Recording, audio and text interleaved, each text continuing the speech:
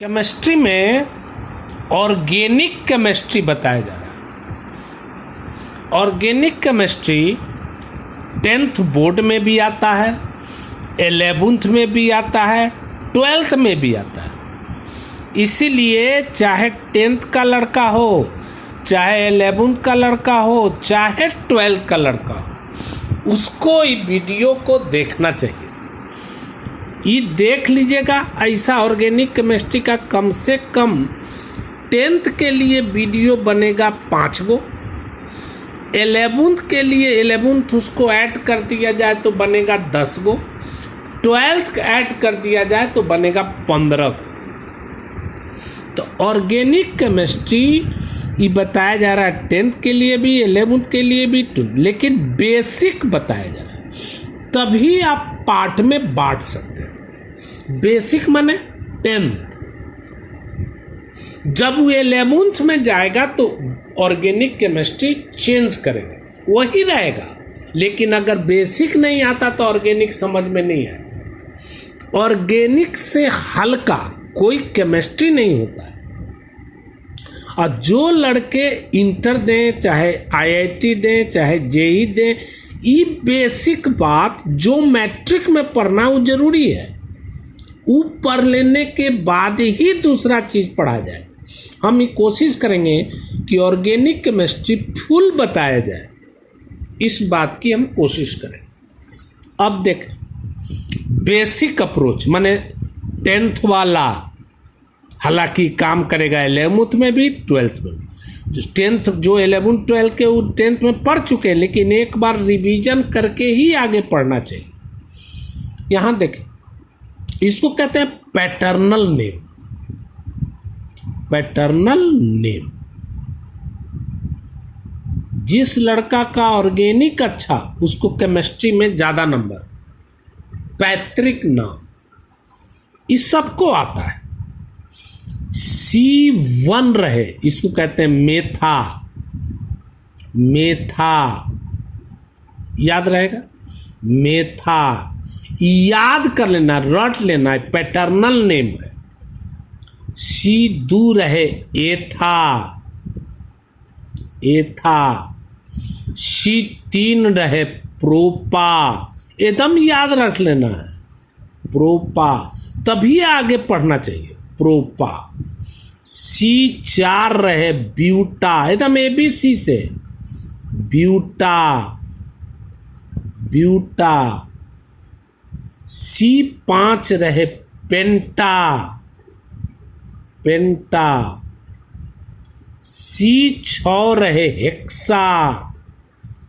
इसका बहुत सा वीडियो बनेगा ऑर्गेनिक का, हेक्सा। कोशिश करेंगे कि 12 तक बन जाए, हेक्सा। C7 रहे हेप्टा, एकदम रट लेना, हेप्टा।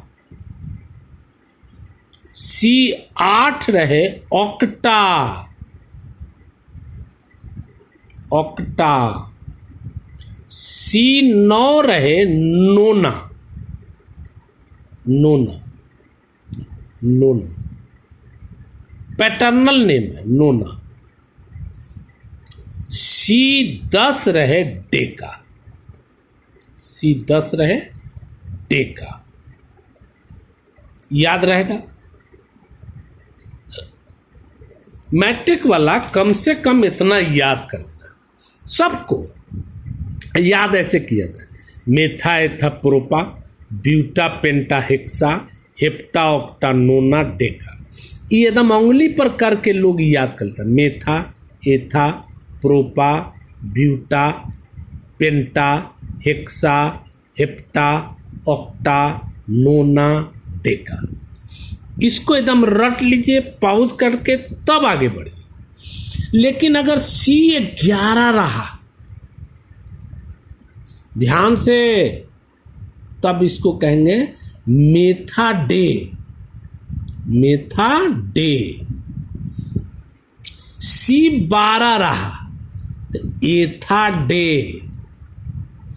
C13 रहा प्रोपा डे। Paternal name. C14 रहा ब्यूटाडे C14। इसी तरह पूरा का नाम होता है, लेकिन उतना इंटर तक भी बहुत दूर तक नहीं जाना। हो गया, पहला इसको पॉज करके रट ले, नहीं रटिएगा तो कोई फायदा नहीं। दूसरा, पहले हम लोग पढ़ रहे हैं हाइड्रोकार्बन। हाइड्रोकार्बन, हाइड्रो, हिंदी में भी यही लिखाएगा हाइड्रोकार्बन। हाइड्रोकार्बन बेसिक है।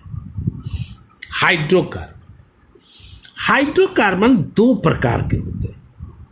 एक होते हैं सैचुरेटेड, सैचुरेटेड माने संतृप्त। एक होते हैं अनसैचुरेटेड, अनसैचुरेटेड माने असंतृप्त, असंतृप्त। देख लें, ठीक। हाइड्रोकार्बन का मतलब हुआ वैसा यौगिक जिसमें कार्बन तथा हाइड्रोजन हो, वैसा यौगिक जिसमें कार्बन तथा हाइड्रोजन के परमाणु हो, हाइड्रोकार्बन कहलाते हैं। ठीक, चाहे तो परिभाषा लिख सकते हैं, हाइड्रोकार्बन वैसा कार्बनिक यौगिक, कार्बनिक यौगिक, यौगिक जिसमें कार्बन तथा हाइड्रोजन के केवल परमाणु, केवल परमाणु, परमाणु हो, हाइड्रोकार्बन कहलाते हैं। हाइड्रोकार्बन कहलाते हैं। अंग्रेजी में लिखना है तो लिख सकते हैं दी ऑर्गेनिक कंपाउंड, ठीक, which has only carbon and hydrogen atom is called hydrocarbon. Clear है? बेसिक है, जीरो से चल रहा है, यही जाएगा 12 तक। यहां देख, दो प्रकार के होते हैं, वो सैचुरेटेड, एगो अनसैचुरेटेड। सैचुरेटेड हाइड्रोकार्बन को ज्यादातर कहा जाता है एल्केन, माने इसमें एन लगल रहता है। इसको पाराफाइंस भी कहा जाता है, पाराफाइंस भी कहा जाता है, याद रहेगा। हाइड्रोकार्बन कई प्रकार के होते हैं, एगो संतृप्त, एगो असंतृप्त। संतृप्त हाइड्रोकार्बन को क्या कहा जाता है? एल्केन या पाराफाइंस भी कहा जाता है। इसमें याद रखना है, कार्बन तथा कार्बन परमाणु के बीच सिंगल बॉन्ड होता है। कार्बन तथा कार्बन परमाणु के बीच सिंगल बॉन्ड होता है, के बीच कैसा बॉन्ड होता है? सिंगल बॉन्ड, सिंगल बॉन्ड, एकल बंधन, एकल बंधन होता है, सिंगल बॉन्ड, ऐसे सिंगल बॉन्ड। अंग्रेजी में भी कह सकते हैं आप, ट्रांसलेट कर सकते हैं। The hydrocarbon in which the atom between carbon and carbon has single bond is called saturated hydrocarbon. इसको क्या कहते हैं? एल्केन या पाराफाइंस। अपना लैंग्वेज में लिख सकते हैं। संतृप्त हाइड्रोकार्बन वैसा हाइड्रोकार्बन जिसमें कार्बन तथा कार्बन परमाणु के बीच एकल बंधन, पॉज करके इसे लिख लीजिए, एकल बंधन होता है, संतृप्त हाइड्रोकार्बन कहलाता है। इसको एल्केन भी कहते हैं, इसे पाराफाइंस भी कहते हैं। क्लियर? इसका जनरल फार्मूला होता है CnH2n+2। याद रखना, बड़ी इंपॉर्टेंट ऑब्जेक्टिव में आता है, CnH2n+2। याद रहेगा। CnH2n+2 का मतलब ये हुआ C5 तो H दुगुना कर दीजिएगा, 5 दूनी 10, 2 12, C 8, तो H दुगुना कर दीजिएगा 8 को, 8 दूनी 16, 2 18, CnH2n+2। इसकी चर्चा करेंगे, बड़ी लंबा चौड़ा चर्चा होता है इसका, ये बड़ा चैप्टर होता है saturated organic chemistry. Unsaturated hydrocarbon 2 प्रकार के होते हैं। एक को कहते हैं एल्कीन, एल्कीन अंत में इन लगल होगा, ठीक, एल्कीन। इसमें एगो डबल बॉन्ड होता है, एक डबल बॉन्ड होता है। बेसिक पढ़ रहे हैं, जब 12th वाला बताएंगे तो उस समय अलग है, लेकिन यही चीज बेसिक चलेगा इसमें। और दूसरा होता है एल्काइन, एल्काइन माने अंत में लगा रहता है आइन। इसमें एगो ट्रिपल बॉन्ड होता है, एगो कौन बॉन्ड, ट्रिपल बॉन्ड, ठीक। परिभाषा लिखना चाहते हैं तो लिख सकते हैं, एल्कीन किसे कहते हैं, डैश देके, वैसा संतृप्त, पॉज करके देख लीजिए, अपना नोट कर लीजिए। वैसा संतृप्त हाइड्रोकार्बन जिसमें कार्बन तथा कार्बन परमाणु के बीच एक डबल बॉन्ड होता है, किसके बीच, कार्बन तथा कार्बन परमाणु के बीच, कार्बन तथा कार्बन परमाणु के बीच, परमाणु के बीच एक डबल बॉन्ड होता है, एल्कीन कहलाता है। इसका समान सूत्र होता है CnH2n। ये बड़ी इंपॉर्टेंट है, खूब आता ऑब्जेक्टिव में। जैसे C10, H दुगुना कर दीजिए, H20, C8, H16 दुगुना। लेकिन इसमें एल्केन में C10 H दुगुना करके 2 बढ़ा दीजिए, C10 H 10 दूनी 20 और 2 22, ऐसे। एकरा में C10 तो H20 दुगुना। एल्कीन में आपको बताए कार्बन तथा कार्बन परमाणु के बीच, कार्बन तथा कार्बन परमाणु के बीच कै गो डबल बॉन्ड होता है, ट्रिपल बॉन्ड, एक ट्रिपल बॉन्ड होता है, एक ट्रिपल बॉन्ड होता है। इसका समान सूत्र होता है CnH2n-2, माने दुगुना करके 2 घटाना। इसमें हुआ 2 गुना करके 2 जोड़ना, 2 जोड़ना हो गया।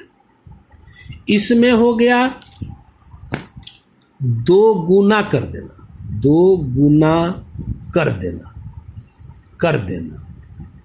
इसमें 2 गुना करके 2 घटाना, 2 गुना करके 2 घटाना, 2 घटाना। बहुत अच्छा विषय होता है ऑर्गेनिक। ऑर्गेनिक जिसका मजबूत, वो केमिस्ट्री का बड़ा मार्क्स उठाता है, चाहे कोई भी कंपटीशन हो, चाहे कुछ हो। इतना पाउज करके एकदम याद कर ले, तब ऑर्गेनिक शुरू होगा, नहीं तो शुरू भी नहीं हो पाएगा। क्लियर है? ठीक है, फिर से देखें। C1 मेथा एथा प्रोपा ब्यूटा सब याद करना। अभी बताएं एल्केन के बारे में, हिंदी में लिखे तो ऐसे लिखिए एल्केन। इसके बारे में बताएं, कार्बन तथा कार्बन परमाणु के बीच, कार्बन तथा कार्बन के बीच कैसा बॉन्ड, सिंगल बॉन्ड। यही पता है, सिंगल बॉन्ड पहला। दूसरा बताए इसका समान सूत्र CnH2n+2, माने C जितना भी हो H दुगुना करके 2 जोड़ दे। दूसरा चीज बताए एल्कीन, अंत में इसमें अंत में एन, इसमें अंत में इन। इसमें बताएं कार्बन तथा कार्बन परमाणु के बीच एक डबल बॉन्ड, एक डबल बॉन्ड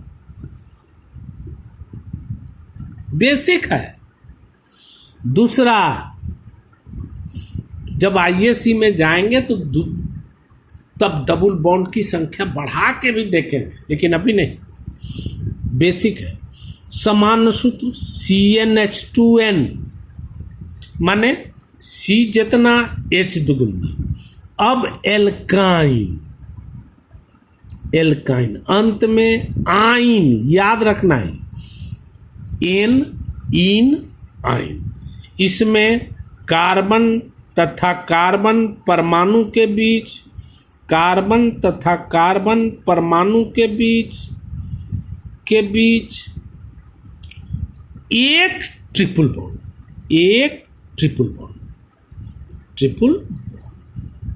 समान सूत्र CnH2n-2 माने C जितना भी रहेगा H दुगुना करके 2 घटाते हैं। जैसे यहां देखें एग्जाम्पल, मान लीजिए कोई कहा प्रोपेन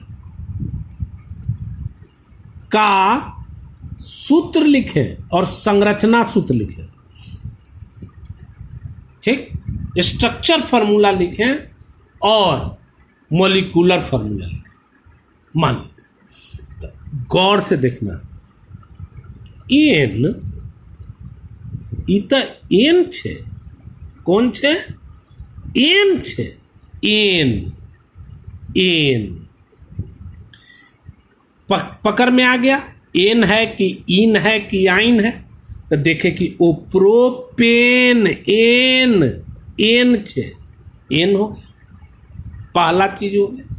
दूसरा, पिताजी का नाम प्रोपा, तो प्रोपा मेथा एथा प्रोपा, याद है, पीछे वाला पॉज करके याद किया है, मेथा एथा प्रोपा माने C3। एन है तो एन में क्या बताएं, H दुगुना करके 2 जोड़ना है, आइन में दुगुना कर देना, आइन में दुगुना करके 2 घटाना। तो ये तो एन छे, इता एन छे, तो दुगुना करके 2 जोड़ देना है। तो 3 का दुगुना 6, 2 जोड़ दिया 8 हो गया। अब ये हुआ अनुसूत्र।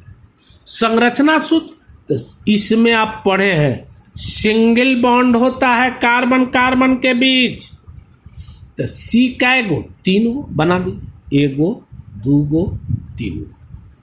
कैसा बॉन्ड होता है, सिंगल बॉन्ड कार्बन कार्बन के बीच, सिंगल बॉन्ड, सिंगल बॉन्ड। ये आप जानते हैं 4 वैलेंसी होता है, तो 4 गो डंठी लगाइए, 1 2 3, आई वाला 4, एकरों में C को 4, तो 1 गो 2 गो हो गया, 3 गो 4 गो, एकरों C को 4 गो, 1 गो 2 गो 3 गो 4, सब में H बैठा दीजिए, H H H H H H H H H गिन लीजिए कि 8 को है कि नहीं, 3 3 6 3 दूनी 6 2 8, कहीं गलती होगी, C3 3 2 5 होता है, 5 3 8, क्लियर है। जैसे एक चीज और देखो, मान लीजिए कोई कहा ब्यूटेन, ब्यूटेन, देखिएगा थोड़ा, इस सब का क्लास बड़ा चलता है, दूसरा लेक्चर जल्द से जल्द आएगा। आप लोग देखबे नहीं करते, हम क्यों भेजे। पहले कौन छे, एन छे, एन ब्यूटेन, एन, फिर पिताजी का नाम ब्यूटा, मेथा एथा प्रोपा ब्यूटा माने C4। एन एन है तो एन में क्या होता है, दुगुना करके 2 जोड़ा जाता है, तो 4 दूनी 8 है, 2 10। ओके, अब बनाइए सी 4 गो स्ट्रक्चर फॉर्मूला, 1 गो 2 गो 3 गो 4 हो गया। अब एन में पढ़े हैं, एन में सी और सी के बीच सिंगल बॉन्ड होता है, सिंगल बॉन्ड। सी को कै वैलेंसी 4, माने 4 डंटी, 1 2 3 4, एकरा में 2 गो होल है, 3 4, 4 से ज़्यादा हो नहीं सकता, 2 3 4, एकरा में 1 के गो है, 1 2 3, सब में क्या लगा देंगे, एच गिनते जाएंगे, 1 2 3 4 5 6 7 8 9 10, ये मिल जाना चाहिए, मिल गया, क्लियर। एक और देखें तब अगला वीडियो। मान लीजिए आपसे कहा प्रोपीन,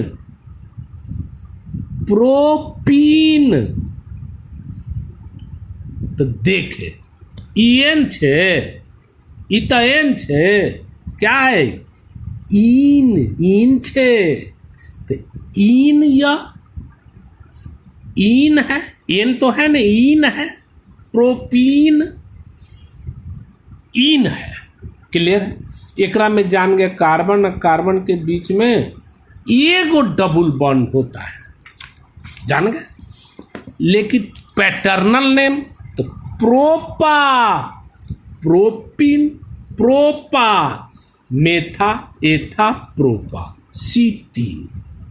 लेकिन इनके कानून अलग है, इनके कानून है दुगुना कर दो, HCnH2n, इसलिए ना इसको याद रखना जरूरी है, दुगुना कर दो तो C3H कितना 6।